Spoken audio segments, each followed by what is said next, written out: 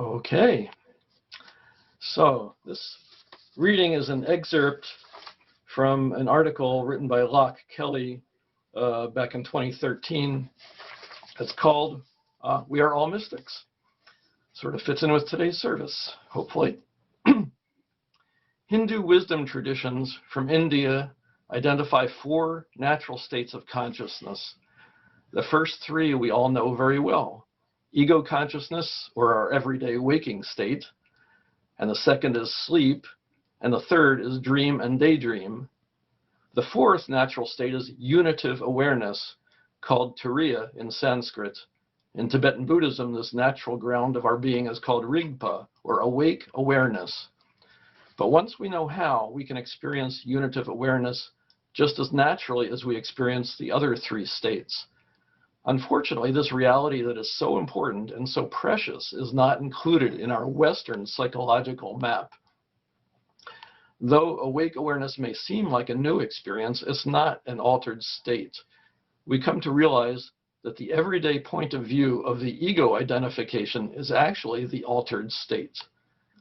We can then recognize a natural state of awake unitive awareness and begin to dehypnotize ourselves from the trance of self-centeredness. By shifting awake awareness from the background to the foreground, we arrive at our natural condition, or what Zen Buddhists call ordinary mind, or heart mind. One way we know that a natural awareness is always present is through those whose ego identification has been dissolved or blown away by tragedy or severe overwhelm. Many of these people report that in the midst of their extreme experience, a unitive awareness is revealed to be naturally functioning like our breath or our heartbeats. But we don't have to wait for tragedy to strike to know this. We can learn to intentionally discover the anatomy of awareness. Unitive awareness is not esoteric or reserved for Olympic athletes of meditation, but in fact is teachable and learnable. There isn't one way, method, or tradition that's best for all, but we're finding certain principles and pathways to learn and unlearn that make unitive awareness more accessible. We're developing modern mystical practices in dialogue with ancient methods, such as infused contemplation in Christianity, just sitting in Zen, and resting in the arms of God in the Sufi tradition, and also awareness of awareness, and recognizing your own face in Tibetan Buddhism. Awake awareness can learn to know itself as formless and simultaneously arise as all forms.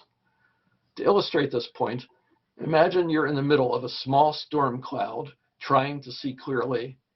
No matter where you move or what you try to change within the cloud, you remain engulfed in fog. If instead you simply step out of the cloud, you'll realize that you actually have access to the clarity of the open sky.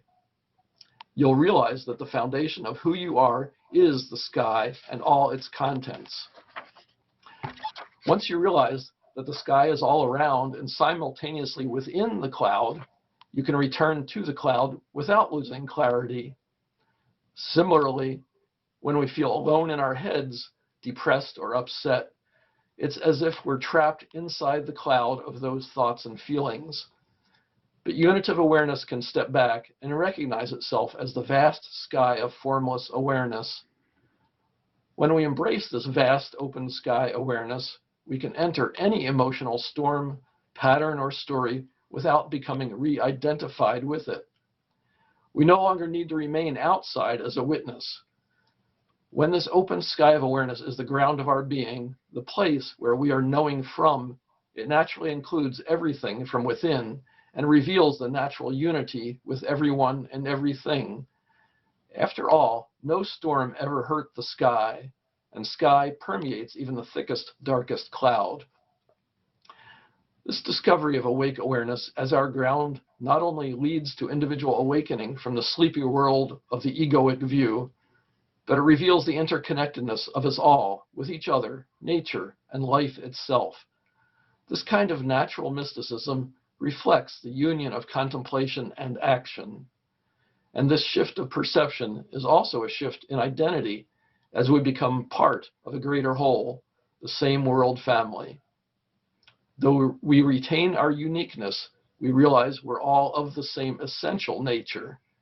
And so, unitive awareness is a starting point for conflict resolution, cooperation, and mutual love and respect between all of humankind. Thank you.